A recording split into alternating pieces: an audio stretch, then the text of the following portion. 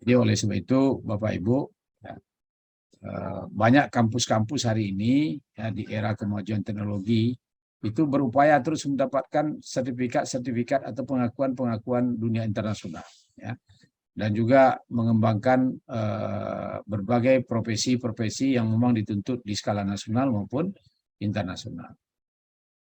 Oleh sebab itu, kalau kita lihat alur daripada penyelenggaraan pendidikan tinggi itu, ya, memang ini Bapak Ibu lihat, ini ada KKNI, ya, kemudian ada sertifikat kompetensi atau yang harus dikuasai ya oleh lulusan-lulusan kita. KKNI ini adalah Kerangka Kualifikasi Nasional Indonesia. Nah, di sini mengatur capaian pembelajaran yang harus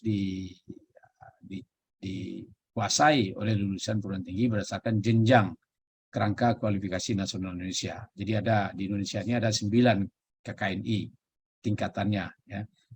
9 kerangka kualifikasi, mulai dari level 1 sampai level 9. Level 9 itu kalau di bidang akademik itu setara dengan doktor, ya. Kalau level 1 itu tamat SD. Ya. Jadi dari SD sampai kepada jenjang pendidikan tinggi. Itu juga harus menjadi acuan ya bagi kita semua. Jadi Bapak Ibu yang saya hormati, ya, dalam proses belajar mengajar tentu ada mahasiswa, ada kurikulum, ya, ada sarana prasarana, ada manajemen dan sebagainya. Nanti kita lihat ya. Apa yang mau kita sasar dari mahasiswa?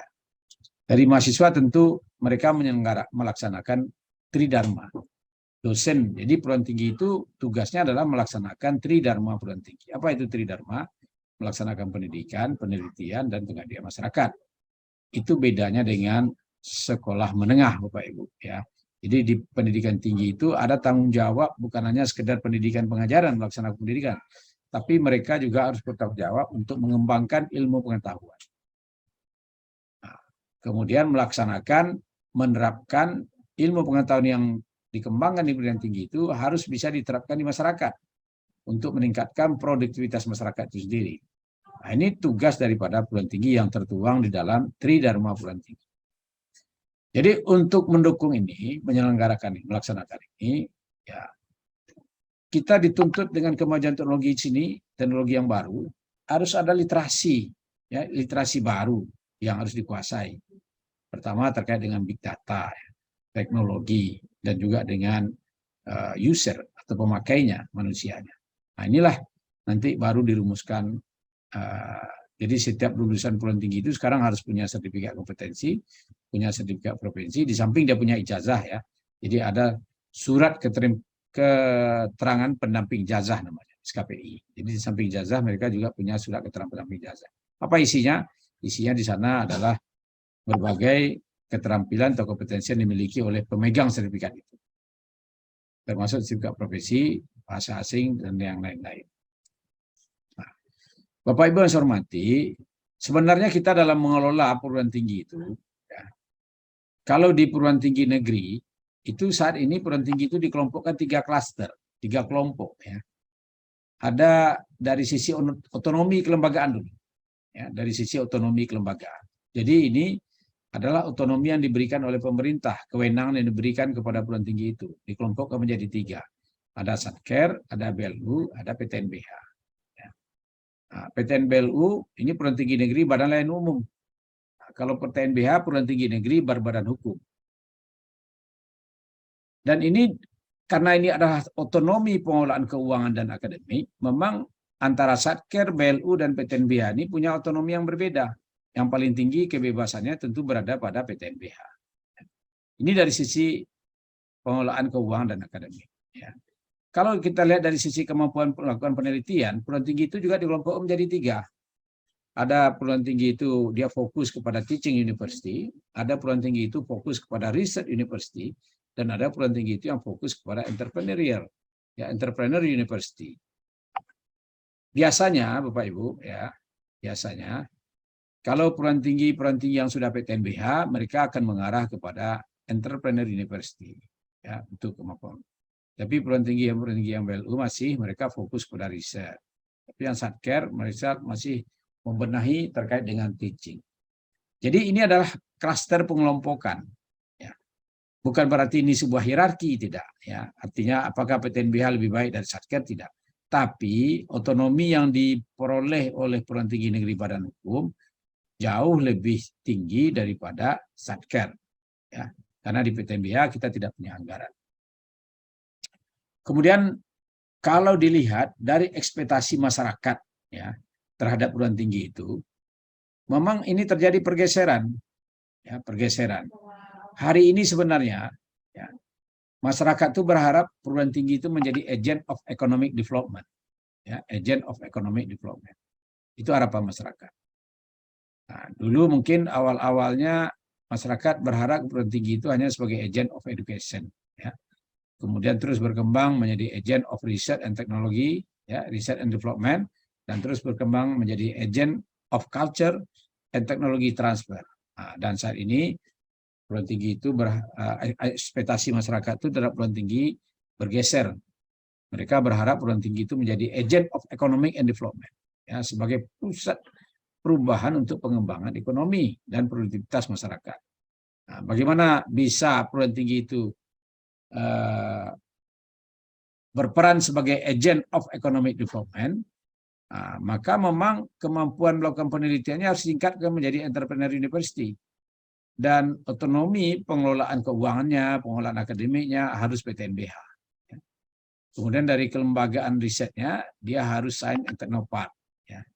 Nah, jadi kalau kita lihat tahapan-tahapan ini Bapak Ibu, ya ini ada 4 kelompok. Ya. 4 kelompok kita melihat perguruan tinggi itu dari sisi apa? Pertama, ekspektasi masyarakat terhadap perguruan tinggi, kemampuan melakukan penelitian, otonomi pengelolaan keuangan dan akademik, kemudian kelembagaan. Ini diberikan otonomi hierarki seperti ini, ya. Tapi ini bukan hierarki teaching university lebih baik daripada research university, lebih baik dari entrepreneur university, tidak. Tapi kenyataannya bahwa perguruan tinggi negeri badan hukum itu memang mempunyai otonomi yang sangat luas. Mereka bebas membuka dan menutup program studi, ya. Nah, malah mereka juga tidak punya anggaran DIPA dari pemerintah, tapi mereka punya RKAT namanya, Rancangan Kegiatan Anggaran Tahunan. Kebetulan UNP sejak 25 November ya 21 November 2022 kita sudah berubah bentuk dari perguruan tinggi negeri badan hukum badan layanan umum menjadi perguruan tinggi negeri badan.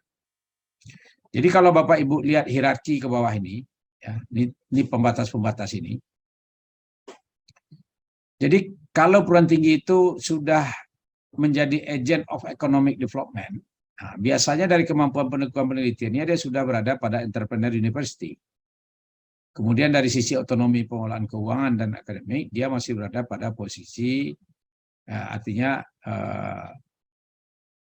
ya ini sejalan dengan ini, ya sama ini. Nah, otonomi pengelolaan penelitiannya entrepreneur university. Kapan bisa perguruan tinggi itu menjadi entrepreneur university? Kalau perguruan tinggi itu sudah PTNBH. Ya. Kalau dia tidak PTNBH ya susah. Ya. Nah, kapan dia bisa menjadi agent of economic development atau agent atau entrepreneur university? Memang perguruan tinggi itu dari kelembagaan risetnya sebaiknya dia sudah sign and technopark. Ya. Jadi dia tidak memikirkan lagi untuk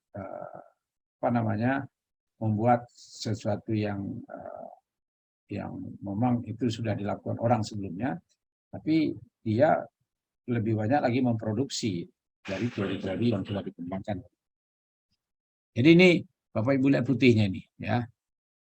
Jadi kapan perguruan tinggi itu menjadi agent of economic development? Kalau dari sisi melakukan penelitiannya dia sudah intervensi, dari sisi pengelolaan keuangan dan akademik sudah PTNBH, dari sisi kelembagaan dia sudah sign and technopark. Dia sudah punya taman-taman sign, ya, untuk memproduksi hasil-hasil riset yang dilakukan oleh kawan-kawan, ya, di riset ability kemampuan riset ini.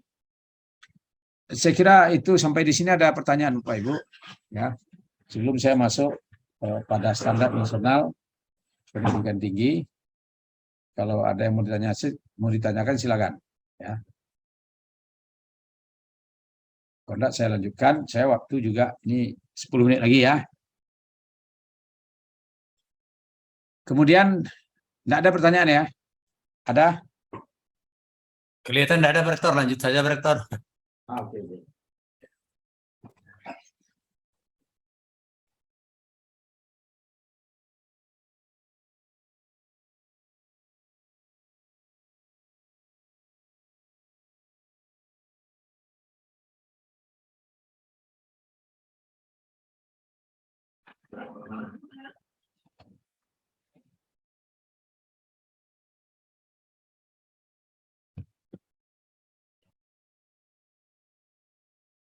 Oke, lanjut ya.